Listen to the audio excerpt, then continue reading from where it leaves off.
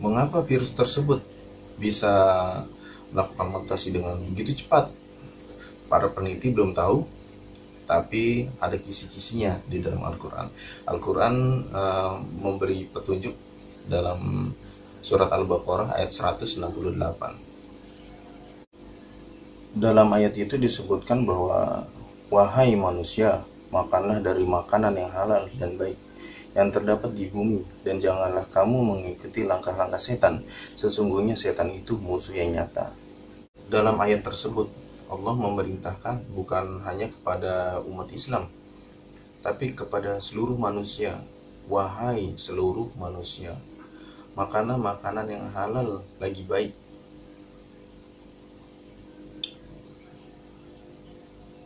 Di Wuhan terdapat sebuah perkampungan yang menjual makanan-makanan berasal dari hewan liar. Salah satunya adalah kelelawar. Hewan kelelawar tersebut banyak digunakan untuk sebagai bahan konsumsi warga sekitar kota Wuhan tersebut. Dan setelah diteliti, ternyata virus mutasi yang ada di tubuh manusia itu cocok dengan virus yang ada di dalam tubuh kelelawar tersebut. Dengan kata lain, virus tersebut berasal dari hewan kelelawar. Dalam Islam, kelelawar sendiri adalah hewan yang tidak boleh dimakan. Kenapa? Karena kelelawar itu memiliki taring. Jadi dalam Islam itu kita tidak boleh memakan makanan secara umum. Kita tidak boleh memakan makanan yang bertaring dan bercakar. Kenapa?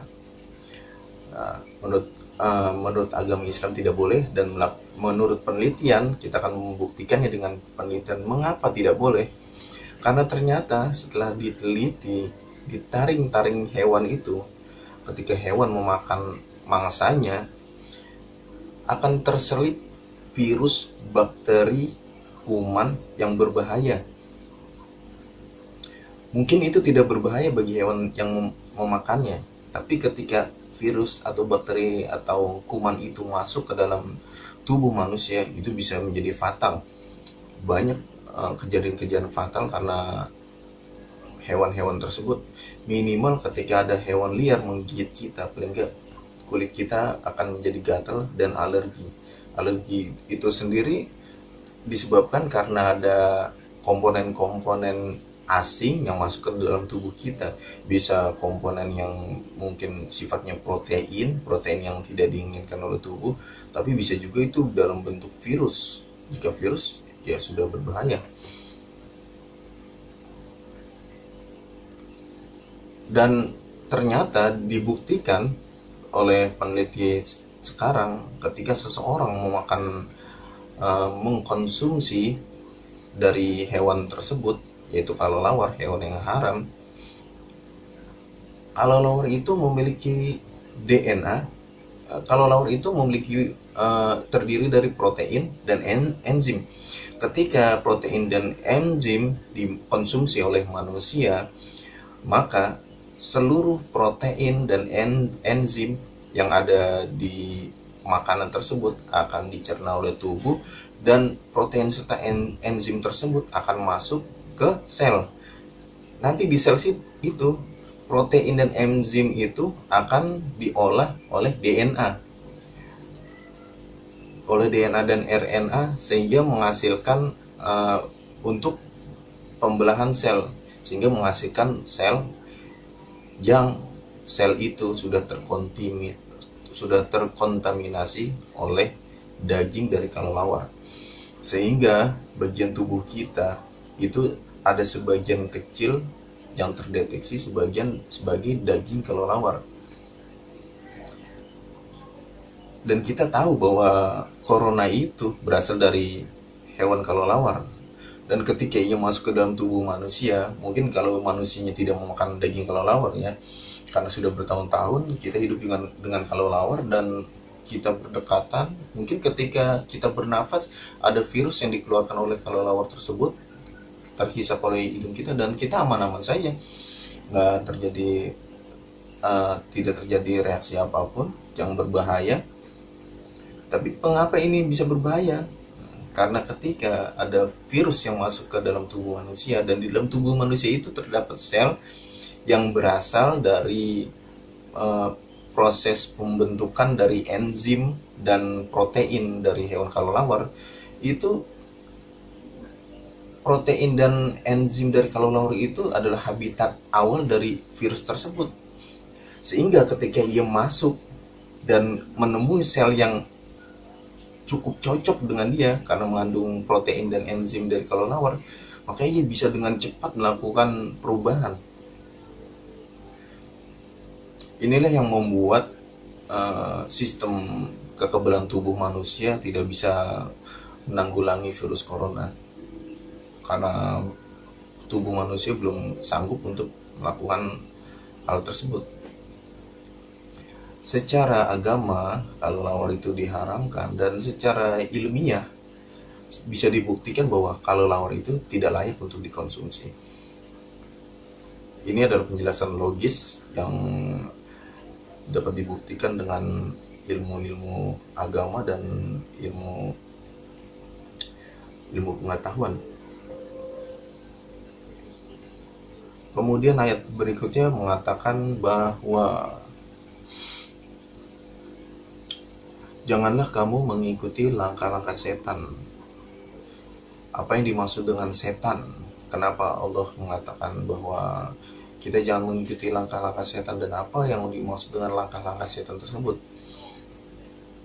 Ayat ini membahas tentang makanan. Jadi kita ambil saja contoh dari orang yang pertama kali makan makanan yang haram, yaitu Nabi Adam. Ketika Nabi Adam di surga, ia diharamkan untuk mendekati sebuah pohon yang entah apa itu namanya, yang jelas pohon itu adalah pohon yang dilarang untuk didekati.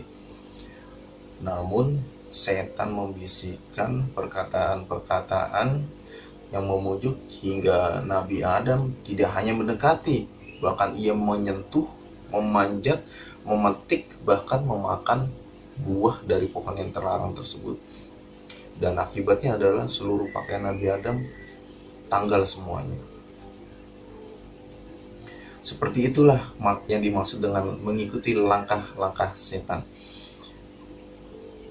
Orang yang tergoda, Allah memerintahkan pada manusia agar kita tidak boleh memakan makanan yang haram. Kita diperintahkan untuk memakan makanan yang halal, lagi baik di seluruh dunia ini. Dan itu perintah umum untuk semua orang. Dan ketika ada orang yang melanggar perintah tersebut, seperti ia malah memakan makanan yang haram, yang tidak baik, maka ia dikatakan sebagai mengikuti langkah-langkah setan. Dan Allah melarang seseorang melakukan hal tersebut, seperti orang-orang di Wuhan yang memakan makanan yang haram dan tidak baik. Kemudian Allah lanjutkan pada ayat berikutnya dan mengatakan bahwa sesungguhnya setan itu adalah musuh yang nyata. Dan pada kenyataannya, ketika orang-orang yang mengikuti langkah-langkah setan itu, memakan makanan yang haram dan tidak halal, kemudian ia terkena virus, ketika itulah terjadi bencana besar di Wuhan. Dan itu lebih dari musuh, karena orang-orang yang terinfeksi virus tersebut ada yang dijauhi, ada yang stres, ada yang bahkan ketika ia sadar bahwa dirinya terkena virus, justru ia mengambil ludahnya lalu dipeperkan ke area-area umum agar orang lain pun ikut tertular. Dan sungguh itu perbuatan yang keji, benar-benar musuh bagi orang lain karena niatnya sudah buruk sekali. Jadi ayat ini menerangkan dengan detail dan sudah terjadi contohnya ya. secara ayat dijelaskan bahwa ketika kita memakan makanan yang tidak baik, maka itu adalah langkah setan, dan setan itu adalah musuh nyata. Lalu kita buktikan dengan kasus nyata, ya, dengan contoh yang sudah ada dan terbukti kejadiannya ada di Wuhan. Maka Al-Quran tidak pernah salah. Al-Quran di sini tidak salah dalam menerangkan ayatnya kepada manusia.